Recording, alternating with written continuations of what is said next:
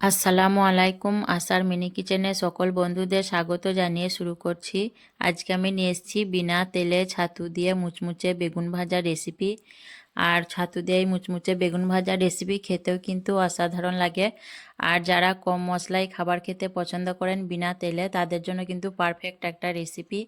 তো চলুন ছাতু দিয়ে মুচমুচে বেগুন ভাজার এই রেসিপিটি দেখে নেওয়া যাক। আর যারা নতুন বন্ধু আমার ভিডিওটি দেখছেন, ভালো লাগলে অবশ্যই একটা লাইক দিয়ে আমার চ্যানেলটি সাবস্ক্রাইব করে আমার পাশে থাকবেন। বিনা তেলে ছাতু দিয়ে বেগুন ভাজা করার জন্য এখানে আমি 6 পিস বেগুন নিয়ে নিয়েছি। আর বেগুনগুলো দেখুন আমি গোল করে কেটে নিয়েছি, আর খুব মোটা করে কাটিনি, একটু পাতলা করে বেগুনগুলো আমি কেটে নিয়েছি। আর ধুয়ে ভালো করে পরিষ্কার করে নিয়েছি। আপনারা চাইলে বেগুনের পরিমাণটা বাড়িয়ে কমিয়ে নিতে পারেন। এখন আমি বেগুনের মধ্যে দিয়ে দিচ্ছি পরিমাণ মতো নুন আর পরিমাণ মতো হলুদের গুঁড়ো, খুব অল্প পরিমাণে লঙ্কার গুঁড়ো। যারা ঝাল ঝাল খেতে চান তারা লঙ্কা গুঁড়োটা বেশি করে দিয়ে দেবেন। আর দিয়ে দিচ্ছি গোলমরিচের গুঁড়ো পরিমাণ মতো। গোলমরিচের গুঁড়োটা দিলে বেগুন ভাজাটা খেতে ভালো লাগবে। তো আমি হাত দিয়ে খুব ভালোভাবে বেগুনগুলো মেখে নেব, যাতে মশলাগুলো বেগুনের মধ্যে ভালোভাবে মিশে যায়। আর আমার চ্যানেলে আরও একটা বেগুন ভাজার রেসিপি আছে, একদম বিনা তেলে বেগুন ভাজা, আপনারা চাইলে দেখে নিতে পারেন। বেগুনগুলো দেখুন আমি খুব ভালোভাবে মেখে নিয়েছি মশলাগুলো বেগুনের সঙ্গে। এখন আমি বেগুনগুলো সাইডে রেখে দেব। এদিকে আমি একটা প্লেটের মধ্যে নিয়ে নিচ্ছি চা চামচে 1.5 চামচের মতো ছাতু, আর দিয়ে দিচ্ছি চা চামচে 1 চামচ কর্নফ্লাওয়ার, আর খুব অল্প পরিমাণে নুন, আর খুব অল্প পরিমাণে লঙ্কা গুঁড়ো, আর অল্প পরিমাণে হলুদের গুঁড়ো দিয়ে আমি একটা চামচ দিয়ে শুকনো উপকরণগুলো একটু খুব ভালো করে মিশিয়ে নেব। শুকনো উপকরণগুলো দেখুন আমি খুব ভালোভাবে মিশিয়ে নিয়েছি। এখন আমি বেগুনগুলো একে একে নিয়ে এইভাবে করে উল্টিয়ে পাল্টিয়ে হাত দিয়ে খুব ভালোভাবে ছাতুটা বেগুনের মধ্যে লাগিয়ে নেব।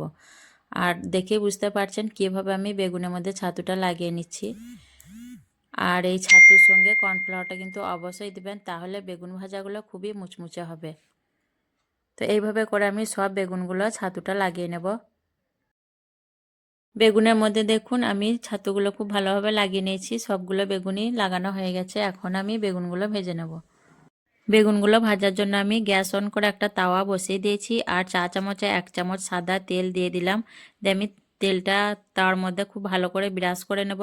যেহেতু আমি বেগুনগুলো ছাতু দিয়ে ভাজবো, তার জন্য অল্প পরিমাণে তেলটা দিয়ে তাওয়াটা ব্রাশ করে নিচ্ছি, নইলে ছাতুগুলো কিন্তু পুড়ে যাবে। ছাতুটা পুড়ে গেলে কিন্তু বেগুন ভাজাটা খেতে ভালো লাগবে না। তার জন্য খুব অল্প পরিমাণে তেলটা দিয়ে আমি ব্রাশ করে নিচ্ছি।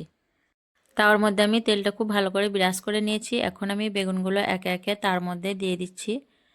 আর একবারেই সব বেগুনগুলো আমার ধরে যাবে, যেহেতু বেশি বেগুন নয়, মাত্র 6 পিস বেগুন নিয়েছি আমি এখানে। বেগুনগুলো দেওয়ার পর আমি দেখুন উপর থেকে অল্প অল্প করে সাদা তিল ছড়িয়ে দিচ্ছি বেগুনের মধ্যে। সাদা তিলটা দিলে দেখতেও ভালো লাগবে আর বেগুনটা খেতেও ভালো লাগবে, তার জন্য আমি অল্প করে সাদা তিল বেগুনের উপর থেকে ছড়িয়ে দিচ্ছি।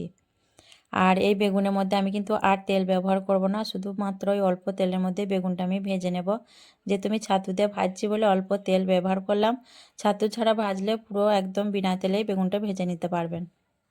তেল দেওয়ার পর আমি ঢাকনা ঢেকে দিয়ে 2 মিনিটের মতো একদম লো ফ্লেমে বেগুনগুলো ভাজবো।